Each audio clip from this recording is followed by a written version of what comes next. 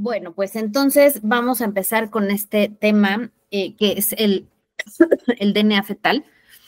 Y justo porque cada vez más, pues mamás y en general parejas, ¿no? Que están en este proceso de embarazo pueden, digo, además de que cada vez más tenemos información al alcance de la mano y pues que la prima, bueno, la hija ya no, pero la hermana, la amiga, todo el mundo ya sabe más o menos de qué se tratan o más allá de qué se tratan, que existen estas pruebas, pero a veces tenemos un poquito de información limitada y pues ese es el objetivo, ¿no? De tratar de conocer de dónde viene este estudio y a qué está dirigido. Entonces, déjenme quito esto. Ahí está. Entonces, primero, ¿qué es el DNA fetal? El DNA fetal, pues es ADN, es DNA, que va a compartir una mamá y un bebé. Entonces, mientras nosotras estamos embarazadas, vamos a compartir información genética y células. Adentro viene esta información genética con nuestro bebé y ambos vamos a tener estas células e información genética compartida. Yo les pongo aquí unos dibujos de unas que no sé si alguien está familiarizado con estas quimeras que son pues monstruos, ¿no? A nivel de la mitología griega, son monstruos que, si ustedes se fijan, comparten partes de animales, de distintos animales. Eso es una quimera a nivel o en la mitología griega, ¿no? Lo que en algún momento podemos ver de pronto, ¿no? En ciertas películas o leer libros o incluso, ¿no? Ver en arte, ¿no? Este dibujo que está aquí es un dibujo que está en el Museo del Prado y esta es una escultura que está en Florencia. Entonces, nosotros podemos ver esta parte, ¿no? Como un mismo ser puede tener varias o distintas partes de otras especies. Ahora, si nosotros hablamos biológicamente, también podemos ser quimeras. Hay varias formas de que podamos ser quimeras. Quimera querría decir que podemos tener distintos componentes celulares de distintos individuos, o sea, proviene de distintos individuos estos componentes genéticos diferentes. Entonces, ¿cuándo sucede esto? ¿Cuándo puede suceder esto? Cuando nosotras parten, ¿no? Uno de los ejemplos clásicos, pues es cuando estamos embarazadas. Entonces, una persona que tiene células que provienen de dos individuos distintos, o sea, que en teoría tendríamos información genética de dos individuos distintos, o sea, la mía y la de alguien más, entonces a eso le llamamos quimera. Y cuando estamos embarazadas, eso sucede. Entonces llamamos microquimerismo en el momento en que este bebé pues va a compartir a través de la placenta, porque hay un traspaso, ¿no? De estas células placentarias a la circulación materna y viceversa. También mamá le va a compartir células a este bebé.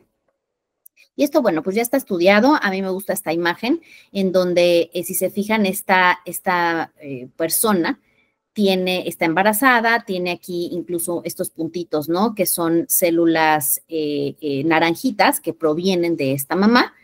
Y esta mamá tiene células, pues como color huesito o beige, si las queremos clasificar en colores, que provienen del bebé. Ahora, este bebé que está aquí gestándose, va a nacer, va a crecer, va a vivir y en algún momento se va a reproducir. Si es una mujer, entonces en el momento en que tenga un embarazo, si es que se embaraza, pues fíjense cómo además de persistir algunas de estas células que tenía de su mamá, porque se ha visto que pueden permanecer a lo largo de décadas, no solo de la mamá, sino que otra vez pues es una microquimera por las células fetales, o sea, sigue siendo una quimera, ¿no?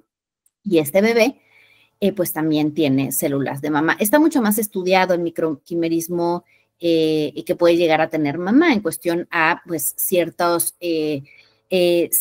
implicaciones o impactos que puede llegar a tener estas células fetales a lo largo de la vida de una mujer que ya tuvo contacto con su bebé. Pero bueno, este no es el tema, es bastante interesante, pero a partir de esto nosotros sabemos que desde muy temprano en la gestación podemos llegar a tener este traspaso celular y entonces, pues aquí nace Ok, entonces podemos nosotros llegar a tener información genética, porque esta información genética está dentro de las células, información genética de este bebé en la circulación sanguínea de mamá. Entonces, ¿cómo va a funcionar la prueba de DNA fetal? Pues entonces es un análisis de una información genética, de esta información genética que nosotros tenemos adentro de las células, pero es información genética de un bebé, que es lo que nosotros queremos en realidad conocer. Es la información genética de un bebé a partir de sangre de mamá.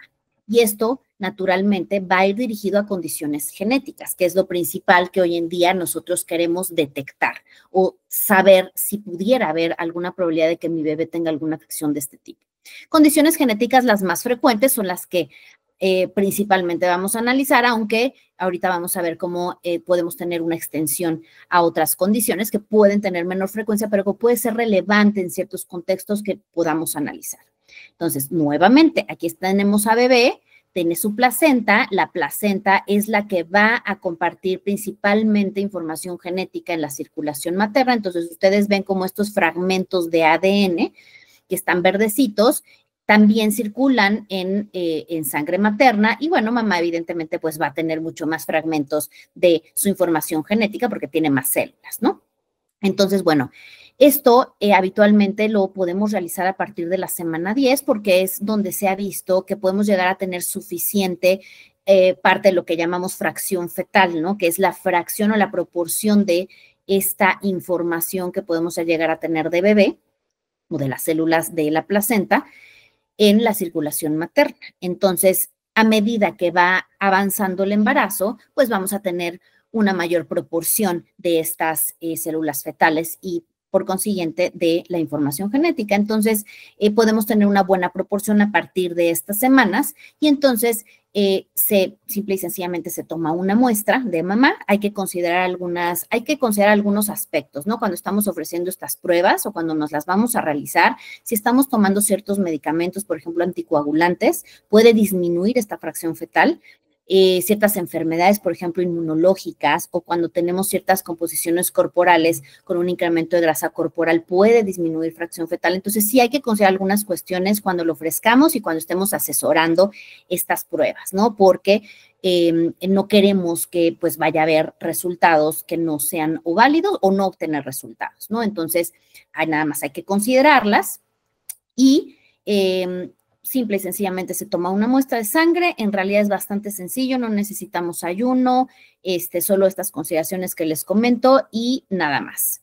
Tenemos ciertos análisis que se tienen que hacer ya a nivel genético, que son técnicas de secuenciación, que bueno, pues son técnicas moleculares y luego se hacen análisis bioinformáticos. Entonces, de acuerdo a principalmente, sobre todo las condiciones genéticas que son las más frecuentes en dosis genéticas y está más ciertos fragmentos genéticos, vamos a inferir que evidentemente esto viene del bebé porque vemos que mamá finalmente es sana, ¿no? O sea, si yo estoy, por ejemplo, analizando secuencias de estos fragmentos de ADN que quiero analizar específicamente de los cromosomas para síndrome de Down, entonces yo sé que tengo que analizar o que tendría que encontrar, evidentemente, más dosis del cromosoma número 21. Ahorita vamos a ver un poquito más de eso, ¿no? Entonces, si yo llegara a encontrar más dosis de estos fragmentos, yo infiero que ese incremento de dosis no es de mamá, porque es muy claro físicamente que mamá es sana.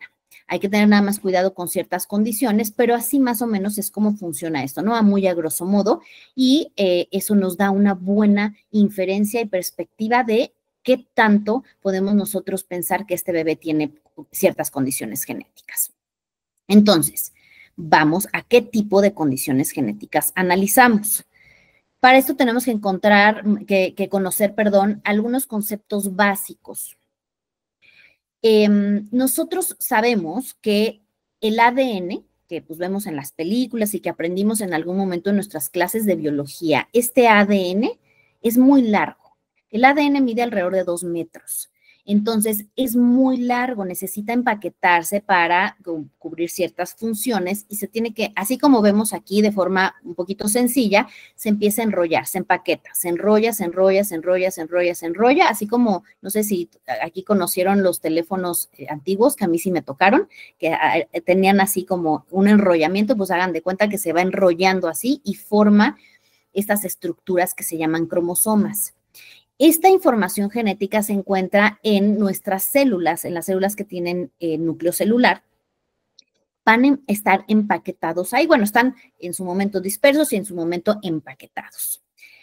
Y la información genética, pues, es nuestro instructivo, es lo que va a dirigir nuestro desarrollo y nuestro funcionamiento. Entonces, tiene que estar no solo en dosis adecuadas, sino bien escritas estas instrucciones. Entonces, el ADN forma cromosomas. Los cromosomas son esta información genética nada más que empaquetada, ¿ok? Así es como lo vemos un poquito de forma más realista, aunque sigue siendo un dibujo. Este es un cromosoma que estamos viendo en un microscopio. Entonces, así es como lo podemos ver, ¿no? Digo, estamos hablando de que aquí, vean, son nanómetros, o sea, realmente no lo podemos ver a simple vista. Las células, pues de hecho, no las podemos ver a simple vista. Entonces, bueno, este es el ADN, se empaqueta, se empaqueta, se empaqueta y forma los cromosomas. Ahora, yo normalmente lo explico así para que podamos comprender un poquito el tipo de condiciones que analizamos y cómo las estudiamos. Esta es una conformación básica del ADN. Hay cosas un poquito más complejas, pero fíjense cómo vamos de lo más frecuente o tenemos que ir de lo más frecuente a lo menos frecuente.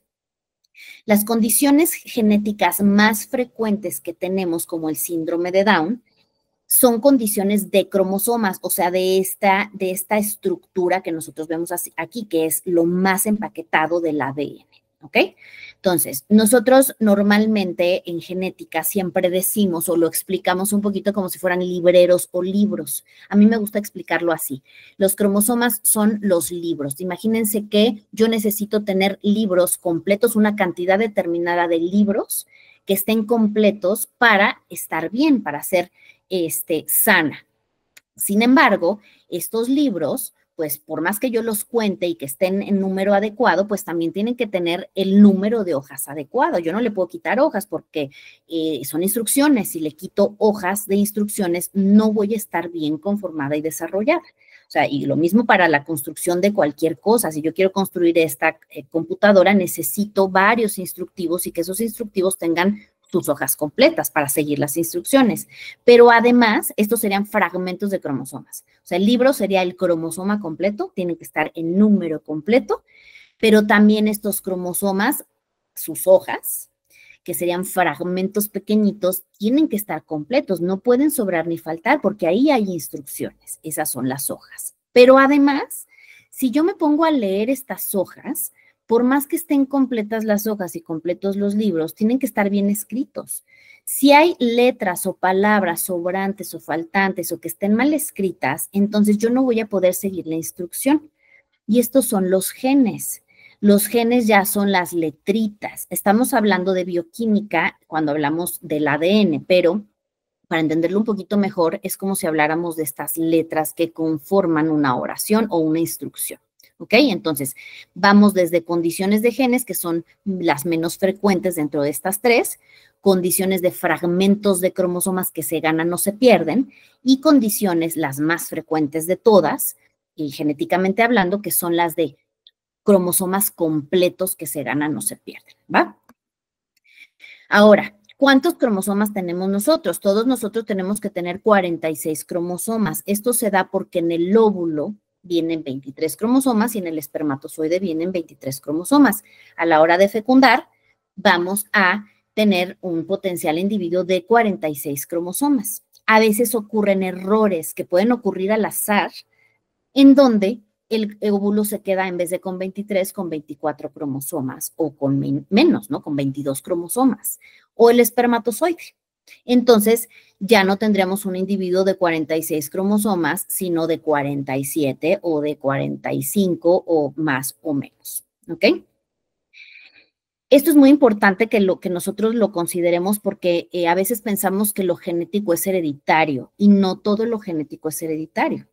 De hecho, la mayor parte de las condiciones de este tipo que hablamos del número de cromosomas no son hereditarias. Suceden por errores que suceden al azar y de forma como si fueran errores, porque no somos perfectos biológicamente hablando, durante el desarrollo de las células, de estas células germinales, ¿no? Que son óvulos y espermas. Pero bueno, son errores que suceden y a la hora de fecundar, pues resulta que me quedé con cromosomas de más o de menos. Pero bueno, entonces, normalmente si yo les hago un estudio para contar sus cromosomas, yo espero que todos ustedes tengan 46 cromosomas. Así es como se ven los cromosomas bajo un microscopio. Eso lo analizan los citogenetistas, así se llaman, los citogenetistas pueden analizar, bueno, bajo el microscopio ven a los cromosomas así regaditos en cierta fase de un ciclo celular y los van clasificando a, bueno, este es el cromosoma 1, este es el otro cromosoma 1, este es el 2, otro 2 y así sucesivamente, aquí ya están acomodaditos. Entonces, si ustedes cuentan, hay 2 de cada uno, 2 del 1, 2 del 2 y así, hasta el 22. 22 por 2 son 44 y le sumamos 2 cromosomas sexuales que nos van a dirigir nuestro desarrollo sexual femenino o masculino. Entonces, cuando nosotros llegamos a tener un problema del número de cromosomas, como es el de los más frecuentes, que es la trisomía 21 o síndrome de Down, tenemos un cromosoma extra del número 21. Por eso llamamos trisomía 21. Esto yo se los estoy mostrando como un estudio que podemos hacer en una persona. Por ejemplo, ahorita yo les puedo hacer este estudio se llama cariotipo. Yo se los puedo hacer, necesito un estudio de sangre de ustedes para yo poder ver sus cromosomas. Sin embargo, cuando estamos en la etapa prenatal, para que yo haga esto necesito pinchar pancita y esto ya es un estudio que se considera invasivo. Por eso, no es tan sencillo y ahorita vamos a hablar de parte de los grandes beneficios que tiene el DNA fetal. Pero bueno, un poquito para que entendamos de qué estamos hablando en cada condición que analiza el DNA fetal. Entonces, esta es una condición de las más frecuentes y por supuesto es parte de lo que analiza el DNA fetal. De síndrome de Down, que es además de las condiciones que más nos preocupan cuando estamos pensando en embarazarnos, ¿no? Sobre todo en ciertos grupos poblacionales, ¿no? Que hoy en día nos estamos embarazando un poquito más tardíamente por muchas situaciones de vida y entonces nos empieza a llamar la atención, híjole, no podría yo tener más probabilidad de tener ciertas condiciones o más bien que mi bebé tenga ciertas condiciones y antes que hacer un estudio que pudiera ser invasivo, entonces podemos hacer otro tipo de pruebas. Entonces, les decía, las condiciones genéticas más frecuentes son las del número de cromosomas como este, que es el síndrome de Down o trisomía 21. Pero hay otras. No solo están las alteraciones del número de cromosomas 21, también está el 18, también está el 13 y también están las alteraciones del número de cromosomas sexuales. No quiere decir que no pueda haber en los demás, sí puede haber en los demás, pero habitualmente estos bebés no continúan un embarazo. A veces ni siquiera implantan, a veces pues sí implantaron, llegan a ciertas semanas de gestación y se pierden estos bebés. Entonces, cuando les hacemos un estudio genético, vemos que fue por una trisomía, por ejemplo, una de las trisomías más frecuentes en abortos es la 16. Habitualmente una trisomía 16 no va a llegar después de la semana 10. Es raro que lleguen incluso mucho más allá. Yo solo he visto un caso, de hecho, que llegó hasta la semana 18, una trisomía 16, y bueno, tenía muchísimos defectos. Es muy raro que esto suceda. Entonces, las principales que pueden llegar a seguir en el embarazo, incluso nacer y vivir, pues es la trisomía 21, que incluso pueden llegar a la etapa adulta, trisomía 18 y trisomía 13, que son síndromes que se llaman Edwards, la trisomía 18, Patot, la trisomía 13. Estas trisomías tienen defectos congénitos muy, muy severos, habitualmente no llegan a término y si llegan a término, habitualmente pues fallecen muy tempranamente. Y las de cromosomas sexuales, que en estas hay que tener particular cuidado, sobre todo cuando las detectamos prenatalmente en un estudio de DNA fetal. Esto lo voy a hablar un poquito después. Pero bueno, estas son muy frecuentes, de hecho. No tienen, la mayor parte de las ocasiones no van a tener defectos congénitos como síndrome de Down, que puede tener cardiopatía congénita o como estos, ¿no? Síndrome Patot y síndrome de Edwards, que habitualmente tienen muchos defectos congénitos. Síndrome de Turner y síndrome de Klinefelter, que son alteraciones de cromosomas sexuales, son los síndromes genéticos de cromosomas más frecuentes, pero no se detectan tan frecuentemente en nacidos vivos. Se detectan más adelante. A veces, si tenemos un aborto, por ejemplo, de problemas de cromosomas sexuales, que ahí podemos verlo, pero si llegan a nacer y a vivir, muchas veces ni siquiera nos damos cuenta, a veces hasta que llegan a la pubertad o a veces incluso hasta que llegan a la etapa adulta y tienen, por ejemplo, infertilidad. Entonces, hay mucha escala de grises en cuestión a manifestaciones que pueden tener algunos síndromes genéticos como estos y los puede detectar el DNA fetal. Ahora, eso es cromosoma, ¿no? Lo vemos grandote, o sea, yo puedo hacer un estudio de cromosomas y veo los cromosomas como ustedes lo vieron bajo un microscopio. Si le hacemos suma a la información genética, entonces yo les decía, podemos ver fragmentos de información genética. Esto a lo mejor yo no lo puedo ver con el estudio que les acabo de mostrar. Necesito otro tipo de estudios, pero hay síndromes genéticos en donde entonces no se gana ni se pierde un cromosoma completo, sino que son fragmentos pequeños. Son estas hojitas de los libros. Y a esto le llamamos deleciones o duplicaciones. Deleciones cuando pierdo un fragmento, duplicaciones cuando gano un fragmento. Y en estos fragmentos hay genes. Hay más de un gen. Aquí, por ejemplo, ponen este es un cromosoma 22, un dibujo de un cromosoma 22. Si ustedes se fijan, el cromosoma 22 es chiquito, es este de aquí, bueno, son estos dos. Es chiquito el cromosoma 22, pero pues tiene genes. Por más que sea chiquito, pues tiene varios genes. Entonces, por más que sean fragmentos pequeños que se ganan, no se pierden, puede haber genes importantes, los cuales pues van a tener alguna repercusión física o incluso neurológica si se ganan o se pierden. Aquí ponen un gen importante, ¿no? Sobre todo para ciertas manifestaciones que tiene este síndrome genético que se llama microdeleción, o sea, es una pequeña deleción, un pequeño fragmento que se pierde, 22q11, o sea, es cromosoma 22 y esta región que está abajo, lo llamamos brazo largo, brazo Q, 11, es la región que se pierde, ¿no? Entonces ahí hay este gen, además de otros, que son responsables de las manifestaciones que pueden llegar a tener a nivel cardiovascular, pueden tener labio paladar hendido, manifestaciones físicas que uno dice, bueno, pues las orejitas están acopadas, puede tener la mandíbula un poquito más pequeña, entre muchas otras cosas. Este es el síndrome de microlesión más frecuente, al menos que hasta hoy en día conocemos, porque hay muchos que seguramente pues pasan desapercibidos y no los detectamos con tanta frecuencia. Y si todavía hacemos más zoom, llegamos a los genes, les decía, al ADN, a estas letritas que entonces si están mal escritas o tienen algún sobrante o faltante de letras, entonces ya llegamos a las condiciones de genes, que por supuesto yo no voy a ver con estudios convencionales de genética como lo es un estudio de cromosomas. Entonces, ¿qué tipo de condiciones tenemos? Muchísimas también, o sea, hay condiciones de cromosomas variadas, pero son las más frecuentes, pero condiciones de genes hay muchísimas. Aquí estoy hablando de condiciones de un solo gen, o sea, un solo gen me produce una enfermedad genética. Entonces, tenemos, por ejemplo, que es mucho lo que, por ejemplo, enseñamos yo a los residentes o a los alumnos, como una simple letrita en el ADN que cambia en la hemoglobina que pues es súper importante para nuestras células rojas.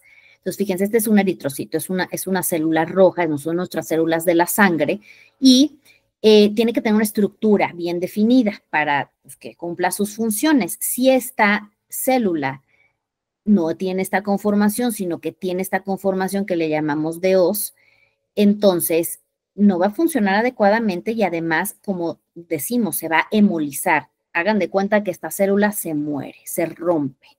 Y entonces llegamos a tener una anemia severa o importante. Es una de las condiciones de anemias genéticas que pueden tener implicaciones muy importantes. Y solo por una letrita en la bioquímica de nuestro ADN que cambió.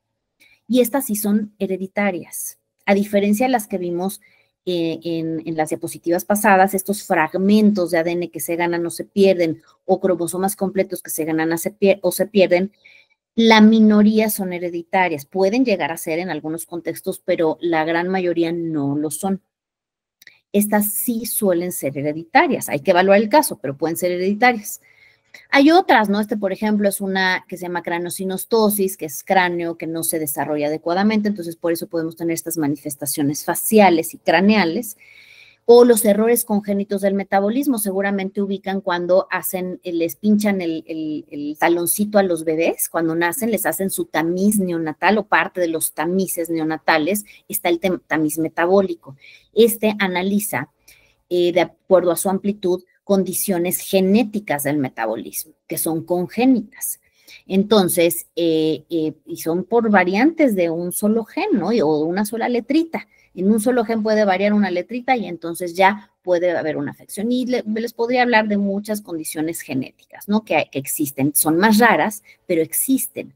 Y esto, pues, depende de cada caso, el hecho de que lo podamos estudiar o lo debamos estudiar o no.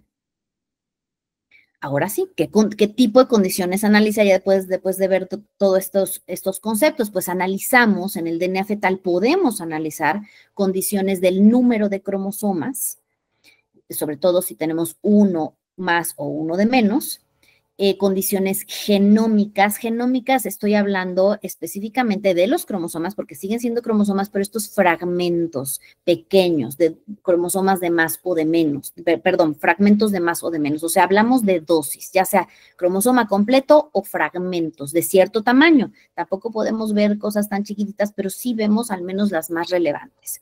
Y las de un solo gen, ¿ok?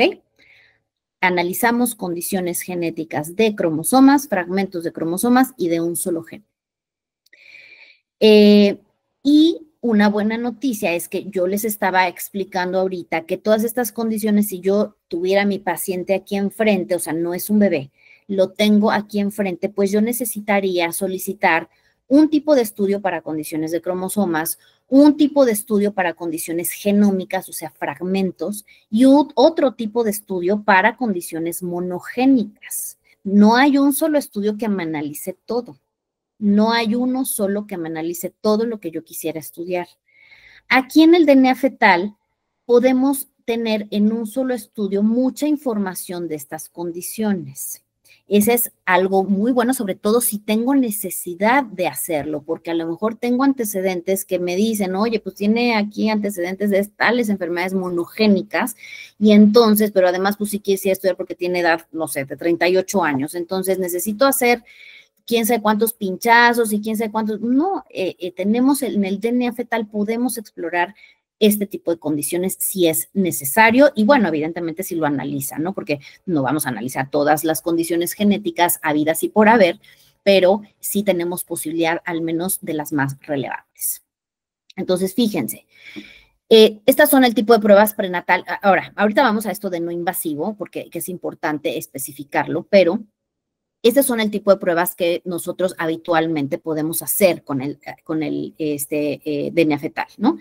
Entonces, fíjense, sexo del bebé, que es muy relevante para hoy en día, para la gran mayoría, pero en genética también es muy relevante porque hay condiciones genéticas que sí dependen del sexo del bebé. Por ejemplo, que se presentan más en varones o que se manifiestan en varones y no se manifiestan en los bebés, en las mujeres. Entonces, más allá de, evidentemente, que podemos tener una preferencia de sexo de bebé, para nosotros en genética es muy importante para ciertas condiciones específicas. Factor RH, bueno, esta es otra de las cuestiones que sí podemos analizar y, por ejemplo, cuando la mamá es RH negativo, acuérdense que nosotros tenemos ciertos tipos sanguíneos, entonces soy RH positivo o negativo, ¿no? O AB o lo que sea, ¿no? Pero el punto es que podemos tener alteraciones en el bebé si tenemos una discordancia entre el grupo o el RH, principalmente cuando tenemos problemas o discordancias entre el RH, cuando mamá es negativa y el bebé es positivo. Entonces, si el bebé es positivo, la mamá no lo reconoce y va y ataca. Entonces, se pueden generar, pues, implicaciones durante el embarazo con estos bebés. Entonces, podemos detectar el RH también.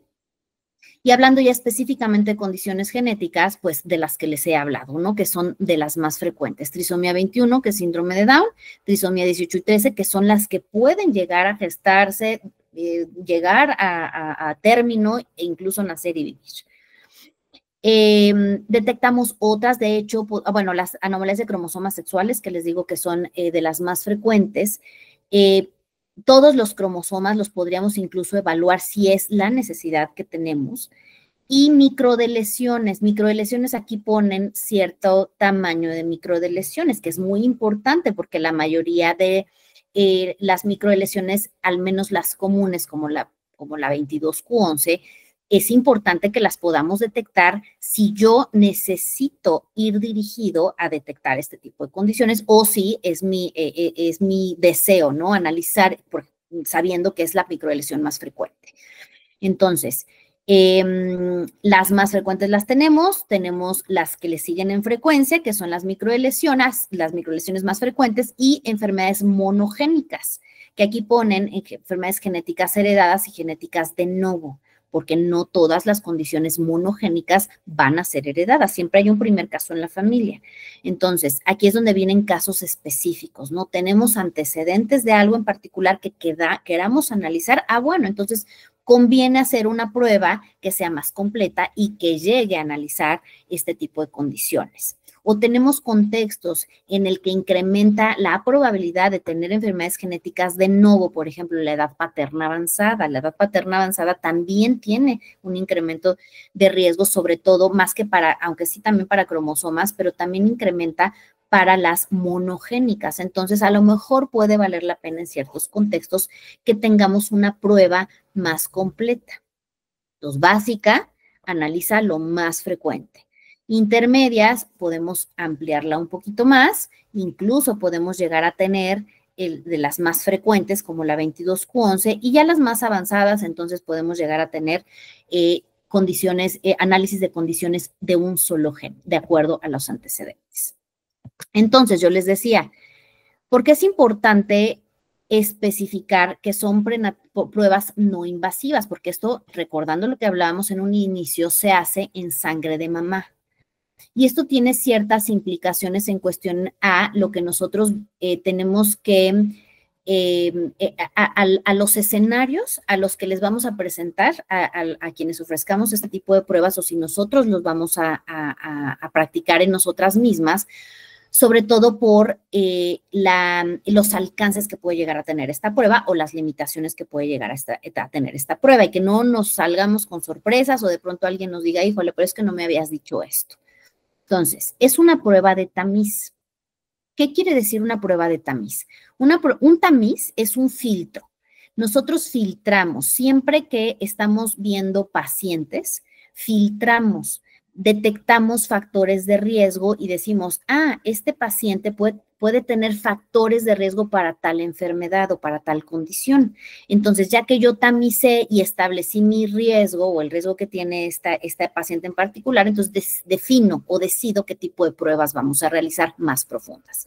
Entonces, este tipo de pruebas tamizan, entonces lo que hacen es filtrar a las poblaciones que pueden estar en mayor riesgo de tener una condición en particular. Entonces, en este caso, la prueba de DNA fetal me tamiza a los bebés que pudieran estar en alto riesgo de tener estas condiciones. No me las está diagnosticando, no es un método diagnóstico, porque sabemos que es ADN de placenta mezclado con ADN de mamá. Es muy bueno y ahorita vamos a ir a eso, pero sí hay que tener muy en cuenta y muy claro a la hora de asesorar y de informar este tipo de pruebas que me está tamizando, me está generando una probabilidad o un riesgo de que este bebé tenga una condición en particular de las que estoy estudiando y que voy a requerir estudios que me confirmen el diagnóstico. Entonces, tengo un alto riesgo para trisomía 21, entonces tengo que llegar a hacer un diagnóstico confirmatorio y ahorita vamos a ver por qué.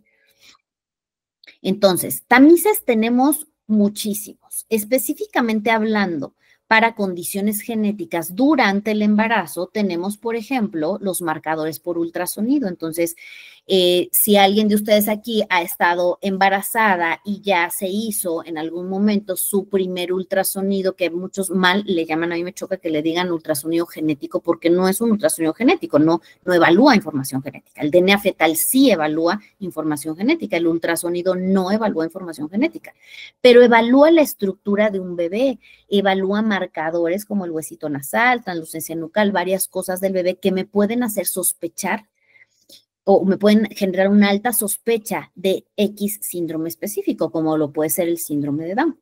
Pero es un tamizaje, es sospecho. Aquí hay una sospecha.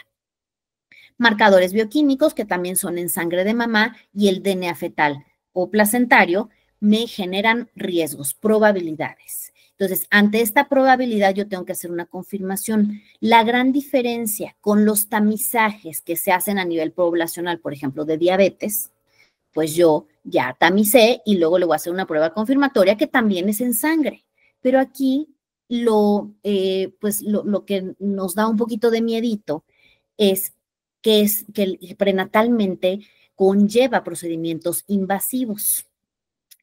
Tampoco es que los riesgos sean tan elevados, depende mucho la expertise de quien lo esté haciendo. Esto lo tiene que hacer personal calificado, estos procedimientos invasivos. ¿Invasivo qué quiere decir? Que va a pinchar pancita, bajo guía ultrasonográfica, tienen que ver dónde está bebé, dónde está la placenta, dónde está el cordón, todo eso para no picar al bebé, porque no van a picar al bebé, van a sacar ya sea líquido amniótico o van a biopsiar la placenta, dependiendo la etapa en la que nos encontremos del embarazo. Entonces, pero pues claro que nadie va a querer de primera instancia hacerse un procedimiento invasivo. Entonces, normalmente reservamos este tipo de procedimientos para cuando tenemos riesgos elevados. O sea, yo tengo un riesgo alto de tener un bebé con síndrome de Down. Mi bebé ya se le detectó un riesgo elevado, por ejemplo, el DNA fetal me salió con riesgo alto de que tenga síndrome de Down. Entonces, ahí ya vale la pena hacer la confirmación, no antes. O el ultrasonido me salió con defectos congénitos. Pues claro, si mi bebé tiene defectos congénitos, pues ¿qué voy a andar tamizando? Yo ya no quiero tamizar, yo quiero saber si sí o si no, no quiero perder más tiempo. Entonces es un riesgo elevado. Y ahorita vamos a ver qué es un riesgo elevado en realidad.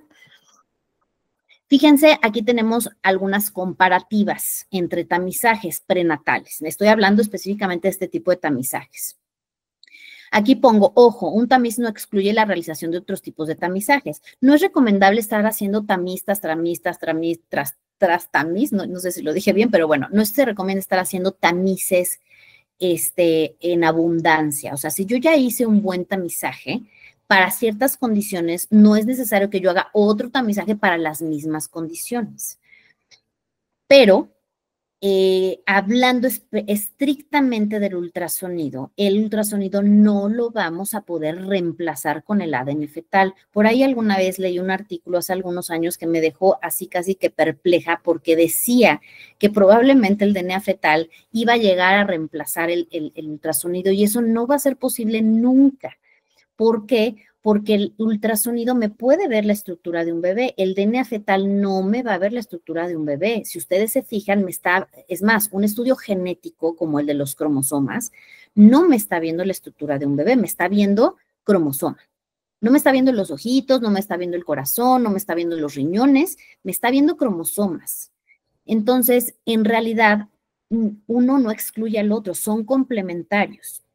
No vamos a excluirlos, pero específicamente hablando para condiciones genéticas, hay que evaluar qué tasas de detección tenemos. Entonces, fíjense, MA quiere decir edad materna. La edad materna solita como tamizaje es muy mala. Entonces, nosotros no podemos llegar y decir, bueno, es que porque tienes 35 años ya tienes un alto riesgo de tener un bebé con trisomía 21, síndrome de Down. No, eso no se hace. Ya hay muchas creencias con respecto a la edad materna, que además es todo un tema que a mí me gusta mucho, porque se desmitifican muchas cosas, ¿no? De la edad materna, porque se tiene de verdad mucha creencia y desafortunadamente todavía existen profesionales de la salud que regañan a sus pacientes porque se están embarazando a los 35 años. Entonces, esto no es una tasa de detección, no es un adecuado tamizaje, pero sí lo tenemos que meter en nuestros algoritmos. de tamizaje. Entonces, por ejemplo, el ultrasonido tiene su translucencia nucal, que ahorita les voy a enseñar una fotito bonita, su translucencia nucal, que se le tiene que medir, es el mejor, el marcador por ultrasonido más importante que se tiene que hacer en primer trimestre para la evaluación de riesgos de bienestar fetal. Entonces, me refiero a condiciones genéticas. Entonces, translucencia nucal más edad materna me da una tasa de detección del 75 al 80%. Esto es muy operador dependiente. Esto siempre lo tiene que hacer un ginecólogo que se subespecializa en medicina materno-fetal y que está certificado para hacer este tipo de mediciones. Entonces, imagínense, tenemos el 75 al 80% solo con este marcador más la edad materna de detección. Aquí estoy hablando exclusivamente de síndrome de Down, de trisomía 21, que es para la que principalmente están hechas este tipo de herramientas. Si le agregamos marcadores bioquímicos, o sea, otro tipo de marcadores que se ven en sangre de mamá, podemos llegar hasta el 95% de tasa de detección, entre el 85 y el 95, ahí depende el expertise que tengamos. Y bueno, si le empezamos a agregar otras cosas, podemos llegar incluso a mayores tasas de detección, si vemos un huesito nasal, otros marcadores fetales, sí puede incrementar. Pero volvemos a lo mismo, aquí yo no estoy analizando información genética. Estoy analizando las características del bebé. Es como cuando el bebé nace, yo digo, pues tiene estos rasgos físicos, tiene estas manitas de tal forma, además tiene cardiopatía, además tiene otras cositas, estoy sospechando altamente que tenga tal síndrome genético. Físicamente, pero no estoy analizando información genética. Tengo una alta sospecha de que tiene algo. Por eso necesito estudios confirmatorios. El ADN fetal tiene una precisión del 99%, hablando específicamente para trisomía 21. Para trisomía 21 realmente es excelente. El DNA fetal no tiene comparativa con ningún otro estudio de tamizaje para síndrome de Down. Para síndrome de Down, la precisión, o sea, la tasa de detección es del 99%. Para trisomía 18 y 13 se le acerca al 99%, cromosomas sexuales baja un poquito, pero sigue siendo bueno y ya empieza a disminuir para otro tipo de patologías genéticas. Por eso sigue siendo un tamiz, porque no vamos a tener un estudio totalmente confirmatorio, pero fíjense cómo evidentemente voy a tener una probabilidad mayor de detectar este tipo de patologías con un DNA fetal que con un ultrasonido, pero son complementarios. No puedo dejar a un lado al ultrasonido porque el DNA fetal únicamente me está detectando este tipo de condiciones. El ultrasonido me puede detectar defectos congénitos que no estén asociados a estos síndromes genéticos. Entonces, anomalías detectadas, aneuploidías. Aneuploidías son estas que les decía, ¿no? De un cromosoma de más o uno de menos y otras condiciones genéticas específicas. No tiene riesgos para el bebé, o sea, en realidad, pues es nada más el riesgo es para la mamá, ¿no? De que se le genere ahí un hematoma, un moretoncito ahí donde se mete la agujita y la podemos hacer desde la semana 10. El ultrasonido genético, bueno, que le dicen genético, se realiza a partir de las 11 hasta las 14 semanas y de hecho se prefiere que se acerque un poquito más hacia las 13 semanas por ciertas circunstancias específicas a la hora de hacer mediciones. Incluso ver género, ¿no? O sea, sexo fetal, bueno, no género, sexo fetal. Si es que lo podemos ver. El tiempo de resultados también es relativamente rápido con respecto a otros tipos de estudios que podemos llegar a hacer, que a veces pueden ser más tardados, y los costos, pues tampoco, afortunadamente van disminuyendo. O sea, en realidad, al inicio el DNA fetal pues era mucho más caro. En realidad los estudios genéticos van disminuyendo conforme pasa el tiempo porque estamos haciendo también más estudios. ¿A qué pacientes entonces después de todo esto vamos a recomendar la prueba de ADN fetal? Bueno, en realidad cualquier prueba de tamizaje, hablando prenatalmente, todas en realidad se tendrían que ofrecer. Ofrecer no quiere decir que las vamos a hacer, o sea, porque incluso hasta los mismos procedimientos invasivos se tendrían que informar que existe la posibilidad de realizarlos para que la paciente o la pareja tenga toda la información pues adecuada, ¿no? En cuestión a qué tipo de estudios desean realizarse. Sin embargo, no vamos a hacer todas las pruebas habidas y por haber. Hay que saber cuáles son nuestros targets, o sea, cuál sería el ideal, el paciente ideal al que le podemos ofrecer esto, aunque se lo podamos ofrecer a toda la población, ¿cuáles serían las más recomendables? Edades. Vamos con lo más frecuente. Entonces, la mayoría de las mujeres que se están embarazando cercano a los 35 o 40 años ya traen este chip, ¿no? De híjoles, que o ya les dijo el ginecólogo, o ya les dijo la amiga, o ellas mismas, ¿no? Ya tienen este issue de la edad. Entonces, la edad ideal para hacer el DNA fetal, pues son estas pacientes que pueden tener un incremento de riesgo por edad, porque sí incrementa por edad el riesgo de alteraciones del número de cromosomas, específicamente hablando de los cromosomas 21, 18 y 13 y cromosomas sexuales no se alteran con la edad. Pero 21, 18, 13 sí se afectan con la edad de mamá. Entonces, si tenemos más de 35 años, tenemos este issue, no nos queremos esperar al ultrasonido porque, híjole, pues es que de aquí, porque además 2 semanas se pasan como una eternidad, ¿no? Cuando uno tiene ansiedad. Entonces, bueno, podemos ofrecerle el DNA fetal y esto me puede ayudar a tranquilizar a las pacientes o a actuar con anticipación. En hombres, la edad de los hombres, la edad en México, edad paterna de riesgo o de mayor riesgo, en México se define a partir de los 40 años. Muchos hombres pues ya cumplen con esta definición hoy en día que nos estamos embarazando más tardíamente. Entonces, no quiere decir que a fuerza van a tener una condición igual que las mujeres. No quiere decir que 35 años es igual a síndrome de Down o alguno de estos. Tampoco quiere decir que los varones van a tener un problema con sus bebés, pero sobre todo si se acercan a los 50 años o más, tenemos cada vez más riesgos, ¿no? De este tipo de condiciones monogénicas. Entonces, pudiera ser relevante ofrecerles este tipo de pruebas porque pueden llegar a tener más riesgo.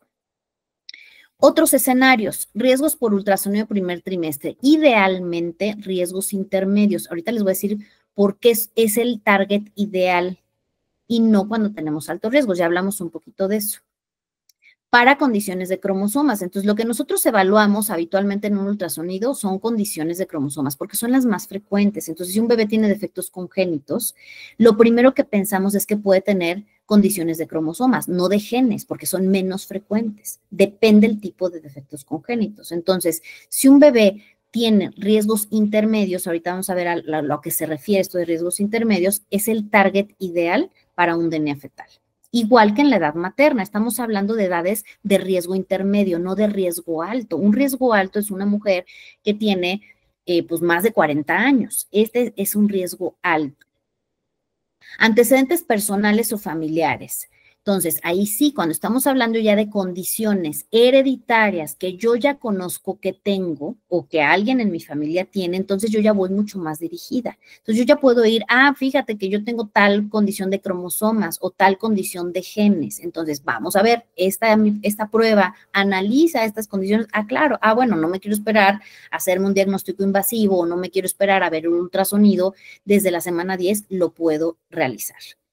Y bueno, hay otros escenarios ya un poquito más específicos, un poquito más complejos, si así hicimos diagnóstico genético en embriones o no, vale la pena hacer un DNA fetal. O sea, diagnóstico genético en embriones me refiero a que tuvimos que llegar a tratamientos de reproducción asistida, estos procedimientos, y en los embriones que se generaron hicimos diagnóstico genético y entonces de acuerdo a los resultados puede ser relevante hacer un DNA fetal en la semana 10, después de que ya se logró un embarazo. Entonces, tenemos al menos dos escenarios. Escenario 1, hacerlo en la semana 10, que es a partir de lo que podemos hacer, es decir, antes del ultrasonido de riesgos. Entonces, riesgo bajo por edad quiere decir que es una población de bajo riesgo. Habitualmente menos de 35 años o incluso menos de 30 años es una población de bajo riesgo para síndrome de Down y condiciones relacionadas con la edad. Riesgo intermedio, pues quiere decir que entonces ya tengo un poquito más de riesgo y riesgo alto es que, híjole, ahí sí, ¿no? Ya foco verde. Yo les decía hace ratito que la edad no es una buena tasa, no tiene una buena tasa de detección, pero a veces es lo único que tenemos como inferencia. ¿Qué tanto riesgo puede tener esta mujer de que su bebé tenga un problema de este tipo. Entonces, fíjense, esta es una de las tablitas que nosotros utilizamos. Solo vamos a hablar ahorita de síndrome de Down.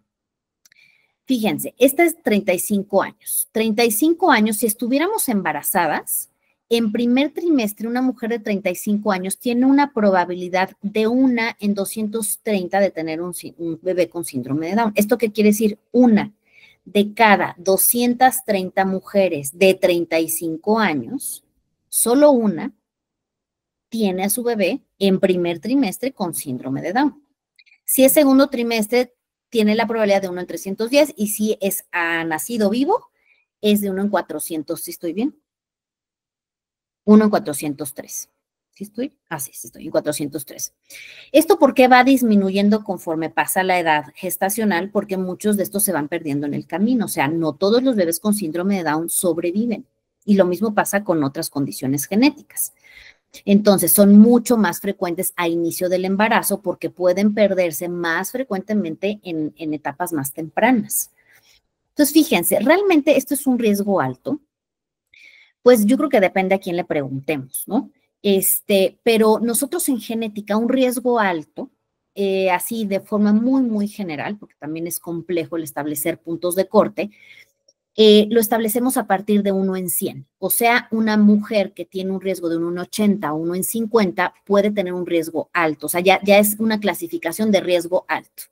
Una mujer que tiene un riesgo menor a 1 en 1000, o sea, 1 en 1100, 1 en 1500, tiene un riesgo bajo. Entonces, pues prácticamente casi todas, desde los 20 años hasta los 38, prácticamente seríamos riesgo intermedio. Hay que considerar la edad. Evidentemente, este es un riesgo intermedio, pero el riesgo intermedio de verdad, es un tramo muy, muy, muy largo. De 1 en 100 a 1 en 1000 es muchísimo. Por eso hay que tener criterio cuando ofrecemos pues este tipo de asesoramientos. Es un riesgo intermedio, pero no es lo mismo tener 20 años. Fíjense cómo a los 20 años, en primer trimestre tiene un riesgo 1 en 800 y a los 38 años tiene 1 en 98. O sea, evidentemente hay una gran diferencia. Si lo vemos en nacidos vivos, una mujer de 20 años tiene un riesgo de 1 en 1500 y una mujer de 35 tiene un riesgo de 1 en 400 y una mujer de 40 tiene un riesgo de 1 en 98. Entonces, hasta los 40 tendría un riesgo intermedio. Es muy subjetivo cuando nosotros decimos pues que es un alto riesgo. A mí me gusta aterrizarlo con defectos congénitos. La probabilidad de que un bebé tenga un defecto congénito asociado o no a un síndrome genético, que la mayoría no se asocia a síndromes genéticos, cuando son aislados, por ejemplo, un bebé con labio y paladar hendido. Si es aislado, si solo es el labio y paladar hendido, lo más probable es que no sea un síndrome genético, solo tiene el labio y paladar hendido. Entonces, la frecuencia de defectos congénitos en los bebés es del 3%. O sea, 3 de cada 100 niños nacen con un defecto congénito. Es relativamente frecuente, mucho más frecuente que hablar de una mujer que tenga un riesgo de 1 en 400 de tener un hijo nacido con síndrome de Down. Entonces, por eso les digo, esto de la edad, pues es más mito. No quiere decir que no incrementen los riesgos, sí incrementan, pero no tanto como a veces pensamos. Entonces, realmente todos estos riesgos intermedios es el target ideal para el DNA fetal. Y el riesgo alto por edad, porque aquí yo no me iría directo a una amniocentesis, que es esto de pinchar pancita, porque no tengo un ultrasonido. La edad materna, como les decía, no es un buen tamizaje. Entonces, por más que yo tenga 40 años y en primer trimestre tengo un riesgo de 1 en 56, la edad es muy subjetiva. Tengo que esperarme a un ultrasonido para ver específicamente las características de ese bebé. La gran mayoría de las mujeres de 40 años no van a tener un bebé con síndrome de Down. Ya lo vimos aquí, 1 de 56. O sea, si evaluáramos esto como un tamizaje real, aunque es muy malo como tamizaje, pero si lo evaluáramos como un tamizaje, solo una tendría un bebé con síndrome Down y 55 no lo tendría en primer trimestre. Y si lo vemos a nacidos, solo una lo tendría y 98 no tendría bebé con síndrome de Down. Entonces, aquí sí, yo ofrecería un DNA fetal. Yo no me iría directo a una amniocentesis o a una biopsia de vellosidades coriales que son invasivas, que van a pinchar pancita y que me pueden poner en un poco mayor de riesgo el embarazo. Porque muchas de estas mujeres con el ultrasonido, con el DNA fetal, van a bajar su riesgo y se van a quedar tranquilas.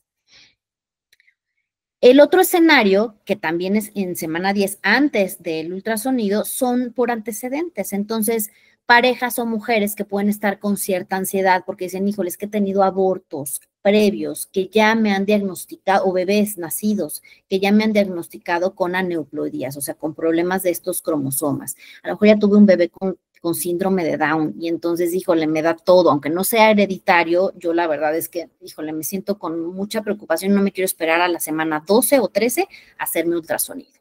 Entonces, bueno, podemos ofrecer un tamiz básico, por ejemplo, ¿no? Ahí viene el cromosoma 21, que es el más relevante para las personas, ¿no?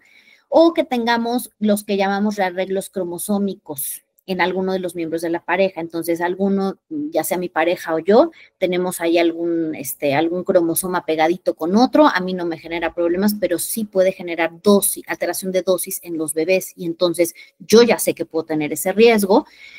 No me voy a esperar al ultrasonido, no me quiero esperar a pinchar la pancita. Quiero ver, a ver si puedo tener una mayor inferencia con el DNA fetal. Y el escenario 2 es cuando nosotros ya hicimos el ultrasonido. Entonces, fíjense, este es un ultrasonido, ese justo, el de las 11 a 14, este se hizo a las 13 semanas de gestación. Esta es la translucencia nucal, que es fluido que todos los bebés tienen en su nuquita, todos, así como todos tenemos fluido en nuestro cuerpo, los bebés tienen fluido, pero este fluido tiene que tener un tamaño específico para un bebé del tamaño de entre 11 a 14 semanas. Un bebé entre las 11 a 14 semanas mide entre 45 y 84 milímetros. Entonces, la translucencia nucal tiene que ser chiquita, pero existente. También tiene que tener un huesito nasal de cierto tamaño, entre otros marcadores. Si esta translucencia nucal se hace grandota, quiere decir que se está acumulando fluido ahí y lo más probable es que tenga algún defecto congénito. Y lo primero que tenemos que descartar son síndromes genéticos de cromosomas, que son los más frecuentes. Por eso es que hacemos este tipo de tamizajes. Aquí sí, el target es el riesgo intermedio.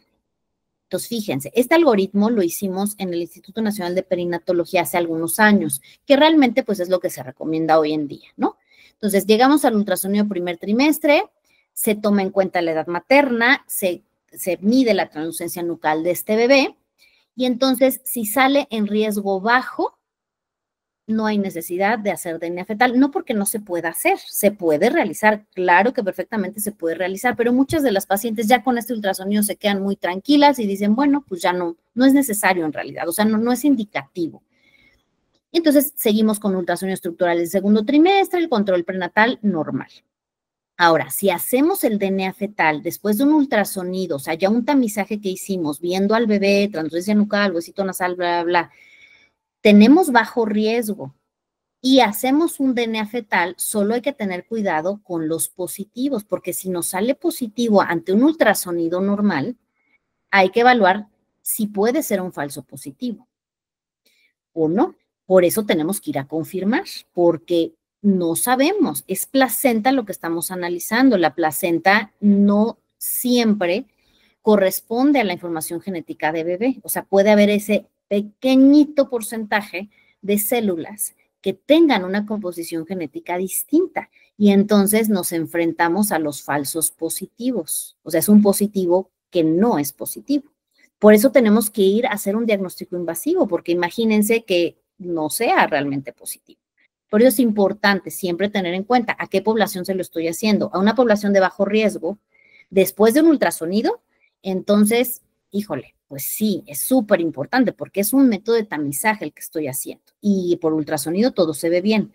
Ahora, ya con el invasivo lo confirmas, bueno, ya se dará el seguimiento, tomarán las decisiones que se tengan que tomar de acuerdo a lo que quieran los papás. Pero no vamos a tomar decisiones con un DNA fetal positivo, pues solo así. Entonces nos estamos sometiendo aquí de pronto a ciertas dificultades si lo hicimos después del ultrasonido y el ultrasonido es normal. Luego, el riesgo intermedio, este es el target. ¿Por qué es el target? Porque después de tomar en cuenta la edad materna y la translucencia nucal o los marcadores que tengamos y caemos en un riesgo intermedio, Entonces, a veces los pacientes dicen, híjole, pues es que yo tenía un riesgo de 1 en 500 y me quedo en 1 en 200. Sigue siendo intermedio, pero sabes que incrementó. O sea, no es lo mismo tener 1 en 500 que 1 en 200 y pues como que estoy medio ansiosa, a lo mejor 1 en 200 no es tanto. Entonces, este es el target de decir, híjole, no sé si me quiero hacer el invasivo porque sigo en un riesgo intermedio, no estoy en un riesgo ni bajo ni alto. Entonces, el DNA fetal me puede ayudar mucho a tomar decisiones en estos casos específicos, porque el DNA fetal pues tiene una tasa de detección mucho mayor que estos marcadores para las condiciones genéticas específicas. Ahora, en el escenario de un alto riesgo, que tengo, por ejemplo, un riesgo de 1 en 80, o sea, el riesgo por edad materna, por decir, era de 1 en 200, y de pronto con la translucencia nucal, el ultrasonido que hicimos, subió el riesgo a 1 en 50, 1 en 40, 1 en 10, entonces aquí no me conviene hacer un otro estudio de tamizaje, porque podemos perder tiempos. Entonces, si resulta que es un alto riesgo, hago el DNA fetal y sale negativo, ¿quiere decir que el bebé no tiene nada? Pues no, si el bebé tiene una translucencia nucal así grandotota, algo está pasando con ese bebé. O si tiene un defecto congénito, algo tiene ese bebé. A lo mejor no lo iba a detectar el DNA fetal porque a lo mejor no está dentro de las condiciones que analiza el DNA fetal. Entonces, pues de todas maneras voy a caer a un invasivo. Y ahora, si sale alto riesgo por ultrasonido, le hago el DNA fetal y me sale positivo, de todas formas voy a caer en un invasivo. Ahora, muchas personas, aunque eso no es lo recomendado por las instancias internacionales, ya con un ultrasonido y un DNA fetal positivo toman ciertas decisiones. No es lo recomendable, pero bueno, como que el pensamiento objetivo de esto es, bueno, yo ya detecté algo por ultrasonido y además me lo está reforzando el DNA fetal, entonces pues casi que agua pasa por mi casa, ¿no? Pero bueno, hay que considerar siempre, recordemos que es un tamizaje, que el target principal lo vamos a tener en los riesgos intermedios para ayudarnos a definir si necesitamos un estudio invasivo o mejor nos sometemos a ningún riesgo a este embarazo. Este es el caso de un riesgo alto. Entonces, fíjense cómo la translucencia nucal acá estaba chiquita. De hecho, aquí la ponen en 2 milímetros. Y esta de acá, aquí está cortado, pero esta era de 8 milímetros. Fíjense cómo 8 milímetros en un bebé que mide, bueno, cuánto tampoco, no, está cortado, no sé cuántas semanas tenga, pero acuérdense, un bebé entre 11 y 14 semanas mide entre 45 y 84 milímetros, o sea, es una cosota grandota para el bebé, ese bebé está hinchado, y además, pues, si llegamos a ver que el hueso nasal no está o alguna otra cosa, entonces el bebé tiene alto riesgo. ¿Para qué le hago un DNA fetal? Ahora, sí hay personas que a pesar del asesoramiento dicen, ¿sabes qué? Yo solo, o sea, realmente no quiero el invasivo, no voy a interrumpir, no, o sea, yo nada más quiero como que orientarme un poquito más y sí quiero hacer el DNA fetal. Entonces, en estos casos específicos puede convenir hacer el DNA fetal, pero de entrada no sería lo más recomendable. Así es como reportan, por ejemplo, un ultrasonido. Dice, trisomía 21, riesgo basal es el riesgo por edad. Entonces, esta paciente tenía 29 años. Trisomía 21 por su edad correspondía a 1 en 700 para estas semanas de gestación, que era el primer trimestre. Aquí, pues creo que no dice cuántas semanas, pero pues tenía que corresponder a estas semanas. De hecho, por acá abajo, por aquí está, tiene casi 13 semanas. Entonces, a las casi 13 semanas, esta mujer de 29 años tenía un riesgo basal de 1 en 712 para síndrome de Down.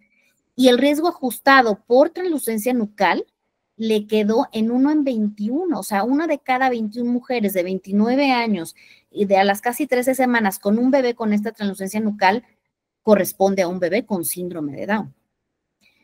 Y de 1 en 14 a un bebé con trisomía 18 y 1 en 5 a trisomía 13, o sea, todos los riesgos le incrementaron.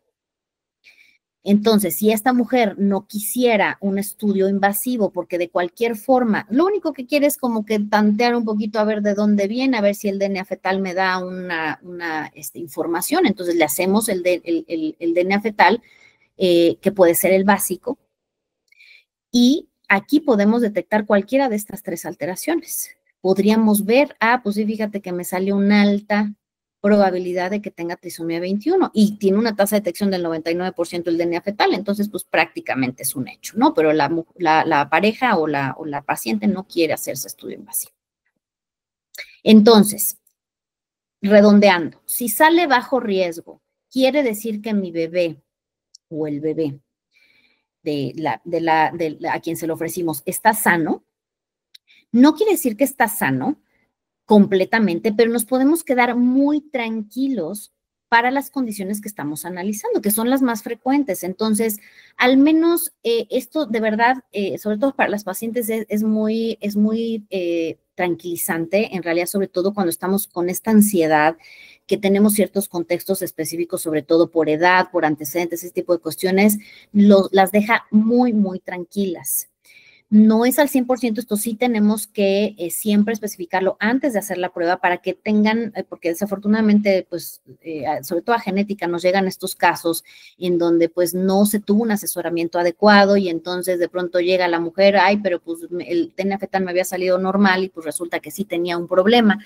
Y entonces era, bueno, pues es que pues tiene limitaciones, como cualquier estudio. Todos los estudios habidos y por haber tienen limitaciones. Entonces, no nos detecta todo, pero sí lo más relevante que queremos conocer y complementado con el ultrasonido, pues prácticamente ya tenemos así como que todo el resto del embarazo con una tranquilidad, obviamente con sus seguimientos. Recordando que está dirigido a condiciones específicas. No nos descarta todo lo genético, pero recordemos, sí lo más frecuente y al menos de los contextos que nosotros estemos analizando con nuestros pacientes es lo que queremos buscar. Y si eso sale de bajo riesgo, nos podemos quedar tranquilos. No hay un solo estudio que me descarte todo. Tenemos la posibilidad con el DNA fetal de ampliar a ciertas condiciones si es que el contexto lo permite o lo amerita, pero pues definitivamente no podemos esperar que haya un estudio que me analice absolutamente todo. No existe ni prenatalmente ni postnatalmente. Recordando siempre que se requiere confirmación en caso de salir positivo, porque podemos tener pues ciertas situaciones, ¿no?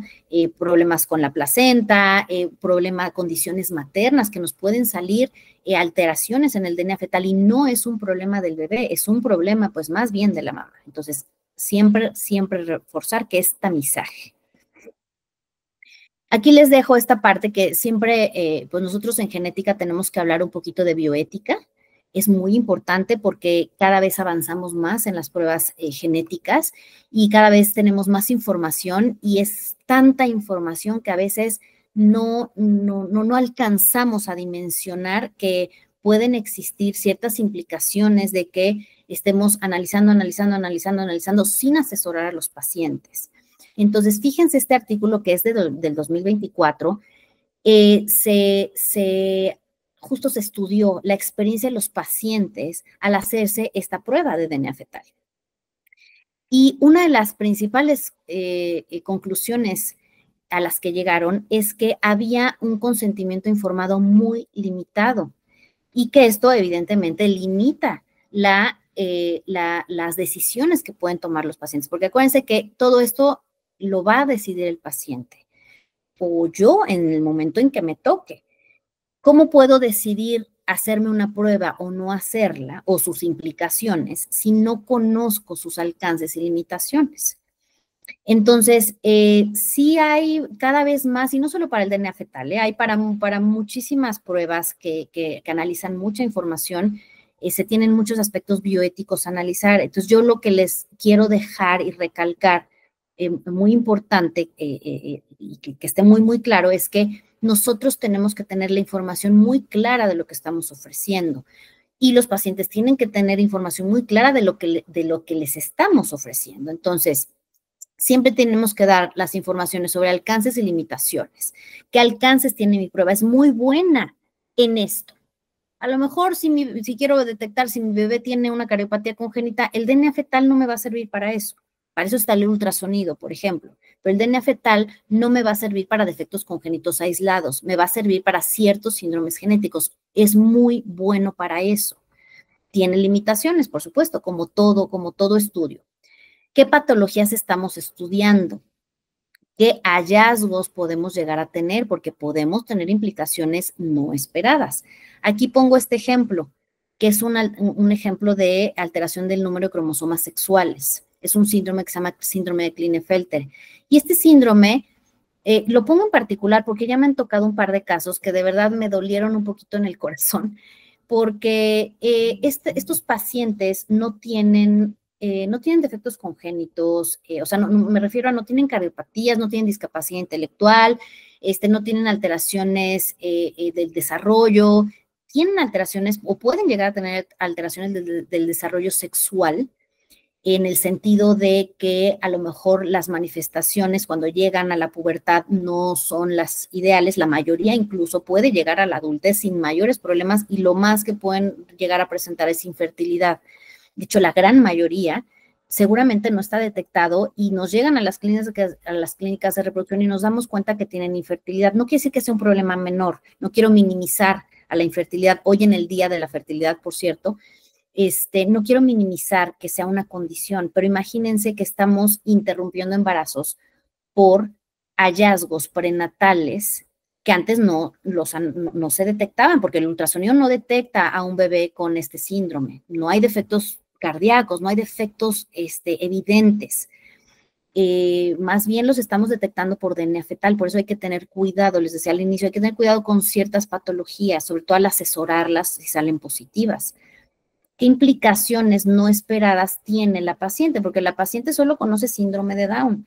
La mayoría de las personas no conocen pues, todos los otros síndromes que estamos analizando. Entonces, nosotros tenemos que saber qué síndromes estamos analizando y qué implicaciones tiene el que las detectemos, porque muchos piensan que el DNA fetal es para que, si sale algo positivo, interrumpamos embarazo. Es una alternativa, pero no quiere decir que sea para eso. No está generado, nada del diagnóstico prenatal se generó para interrumpir embarazos. Entonces, esto va a depender de muchos factores. Pero bueno, me tocaron 2 casos en los que se detectaron en el DNA fetal el 46XXY. Siempre se tiene que evaluar cuando tengamos alteraciones de cromosomas sexuales que no sea a partir de mamá, porque pues claro que mamá también puede tener condiciones de cromosomas sexuales que no se hayan detectado. Esa es una de las limitaciones, por eso siempre tenemos que ir a confirmar lo que tengamos de hallazgos en el DNA fetal. Pero bueno, me tocaron estos 2 casos, y bueno, pues sí se confirmó e interrumpieron embarazo. Por más que uno a veces asesore y les diga que esto pues no es que tenga mayores repercusiones, evidentemente, y se entiende, ¿no? Que todos queremos tener hijos sanos, pero recordemos que entre más estudiamos, más vamos a encontrar y no siempre es lo que espera la paciente encontrar, sobre todo por las decisiones que vayamos a tomar. Siempre, como les decía en un principio, yo considero que la información es poder y para mí como genetista puedo decir, esto me permite tomar decisiones con el paciente para decirle qué le puede ofrecer a este bebé que tiene síndrome de Klinefelter o que tiene síndrome de Down o que tiene tal síndrome genético. Si la paciente decide una interrupción de embarazo, bueno, no hay respuestas correctas o incorrectas. Evidentemente es su contexto y tiene las razones para hacerlo. Sin embargo, a veces no saben las implicaciones que tiene y entonces luego tiene una alteración, vamos a interrumpir embarazo. Entonces, nada más se los dejo porque este es un tema muy amplio. Ya creo que ya me pasé de tiempo, pero para que siempre tengamos en cuenta que puede haber implicaciones en estos resultados y que no esperamos y que pronto es, híjole, ¿y ahora qué le digo? Híjole, pero pues esto no tenía tanta implicación y entonces la paciente o los pacientes pueden llegar a tomar decisiones que a veces son apresuradas. Y porque además, pues no es como que podamos pensarlo mucho tiempo, ¿no? Resultados discordantes, ¿qué pasa si tenemos resultados discordantes con un ultrasonido, por ejemplo, ¿no? O con un cariotipo, o sea, el estudio ya confirmatorio, ¿qué tal que el DNA fetal me dice una cosa y el confirmatorio me dice otra? Nosotros tenemos que saber por qué pudiera suceder este tipo de cuestiones, porque pueden pasar, no es lo más frecuente, pero puede pasar. El proceso y los escenarios después de un resultado positivo. Entonces, no solo es recibir el resultado positivo, es definir si sale positivo, existen estos escenarios. O qué escenarios has tú pensado si tienes un resultado positivo con tu bebé. porque a veces no les preguntamos esto a las pacientes antes. Ellas dicen sí a todo porque quieren analizar a sus bebés. Pues es completamente comprensible que uno quiera ver que su bebé está bien, pero a veces, ya que tenemos un resultado positivo, decimos, híjole, ¿y ahora qué hago con esta información? ¿Realmente saben qué harían con una información las pacientes? ¿Con una información positiva? Entonces, esto sí hay que platicarlo antes de hacer la prueba, ¿no? Para que ellas sepan y pues no les caiga por sorpresa de pronto el resultado positivo y digan, ¿y ahora qué? ¿No? Resultado positivo o negativo, esto de las interrupciones que les decía, formas de herencia de las condiciones que estamos nosotros analizando, no todo es hereditario y hay algunos que son hereditarias y tienen distintas formas de herencia. Todo esto pues son aspectos bioéticos que hay que considerar. Siempre he pensado que no es, a veces como que caemos en esta algoritmitis, ¿no? Bueno, cumple con estos criterios, se le hace este estudio, cumple con estos otros criterios, se hace este estudio. Hay que acompañar a los pacientes, de verdad, hay que tratar a los demás como nos gustaría ser tratados, demos el tiempo y acompañamiento que merecen y que nosotros merecemos para que podamos tomar las mejores decisiones. El DNA fetal a mí me gusta mucho el DNA fetal, es un muy buen estudio, pero creo que luego no sabemos asesorarlo adecuadamente, las pacientes llegan con mal sabor de boca, como lo vimos en el artículo, porque de verdad ese artículo pues habla como del mal sabor de boca con el que se pueden quedar los pacientes porque no fueron asesorados correctamente y podíamos sacarle mucho jugo a ese DNA fetal, pero pues si hubiera sido de una forma más asesorada.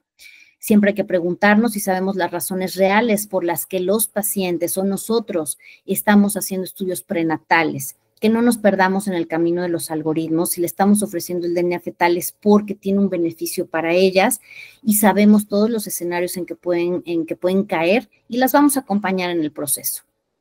Siempre se dice que el asesoramiento no debe ser directivo, o sea, no debemos decir, tú te tienes que hacer el DNA fetal o tú te tienes que hacer la amniocentesis. No, no es así, pero no podemos nada más decir, bueno, existe esto y pues escoge. Es realmente informarlas y acompañarlas. Ahora sí, muchas gracias. Muchísimas gracias, Dani, por toda esta información. Por aquí veo que hay una preguntita de Olga. Si gustas, Olga, te contactamos de manera directa. El panel avanzado de la prueba fetal ADN tiene un costo de 14,300 y pues ofrecemos facilidades de pago. Tenemos igualmente centros de toma de muestra en la ciudad de Monterrey. Tenemos 2 centros. En Ciudad de México también tenemos un centro.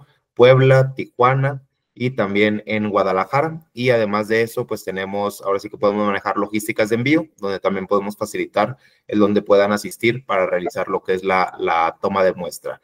Yo te agradezco muchísimo, Dani, por toda esta explicación tan extensa, tan profunda y por dejarnos información tan clara de cómo nuestra genética puede ser una herramienta de prevención desde etapas tan tempranas. O sea, creo que realmente ese es el mensaje con el cual yo me voy. Creo que todos aquí nos llevamos una visión mucho más profunda del impacto que puede tener el realizar una prueba prenatal no invasiva, como las que acabas de platicar, y verlo como lo que son, como herramientas de consulta precisamente, que siempre hay que buscar el beneficio del paciente. Creo que este tipo de tecnologías, tú ahorita que platicabas toda esta parte de los cariotipos y citogenética, etcétera, no nada más representa una innovación médica, creo que también representa tranquilidad, información temprana y decisiones informadas para las familias que empiezan este nuevo camino.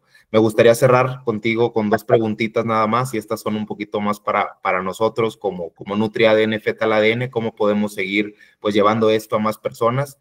La primera de ellas, ¿qué te gustaría que cada profesional de la salud se lleve en mente al hablar de las pruebas prenatales con sus pacientes? ¿Qué me gustaría que se lleven? O sea, que se lleven de información. Que lleven en mente, o sea, como que buscar transmitir con sus pacientes a la hora de poner sobre la mesa una prueba prenatal no invasiva, porque creo que genetistas son pocos los que se acercan también a nuestra red. Tú al final del día formas una relación muy cercana con nosotros y eres nuestra genetista con quien también cualquier tipo de asesoramiento genético lo vamos a derivar directamente contigo, pero hay que entender que aquí también tenemos nutriólogas, médicos, ginecólogos. ¿Qué quisieras tú que se llevaran en mente a la hora de poner sobre la mesa? O sea, que justo esta parte de bioética creo que complementa muy bien esta pregunta, pero si lo tuvieras que poner en una frase corta, ¿qué es lo que quisieras pues que mira, yo creo que, pues, como lo decías en un inicio, que además es mi lema de siempre, pero yo creo que para todo, que la prevención es amor, es una prueba que nos permite, más allá de prevenir, porque no me va a prevenir el síndrome de Down, pero sí me ayuda, como lo decía en las últimas diapositivas, me ayuda a poder definir qué es lo que puede llegar a tener mi bebé y cómo puedo mejorar su bienestar, porque finalmente es eso, ¿no? Es mejorar la calidad de vida de mamá y de bebé, bueno, obviamente de la familia, porque tiene muchas implicaciones a la hora de hacer estas pruebas. Entonces, la información es poder y esto nos abre muchísimas puertas para mejorar el bienestar materno-fetal. Muy bien. Y para nosotros como NutriADN, ¿cómo crees, cómo podemos seguir acercando esta herramienta a cada vez más profesionales de la salud? Yo creo que con información, porque desafortunadamente siento yo que lo que más nos pega, sobre todo a los pacientes, ¿no? Cuando se les ofrece esto es la falta de información. Entonces, si ustedes como laboratorio llegan y ofrecen, esta prueba, por ejemplo, a los gines, ¿no? El DNA fetal y todo, y analizamos todo, de verdad caemos en esta algorimitis y en entre más estudios mejor. No necesariamente es, pero si damos las herramientas para que los profesionales de la salud realmente sepan asesorar, porque realmente esto ya está al alcance de todos. Entonces, los médicos de primer contacto, en este caso, por ejemplo, los ginecólogos, biólogos de la reproducción, etcétera, tienen que estar suficientemente informados y desafortunadamente no lo están de los alcances y limitaciones que tienen estas pruebas. Entonces, se pierde mucho el enriquecimiento que se le pueden dar a las pruebas porque son muy funcionales, pero la cosa es que pues de pronto como que no saben en qué contextos una o en qué contextos otra, y esto los limita mucho. Yo creo que la información y justo llegar a más médicos y a más profesionales de la salud, no solo ginecólogos y biólogos de la reproducción, con esta información y que sepan realmente cómo exprimir este tipo de pruebas.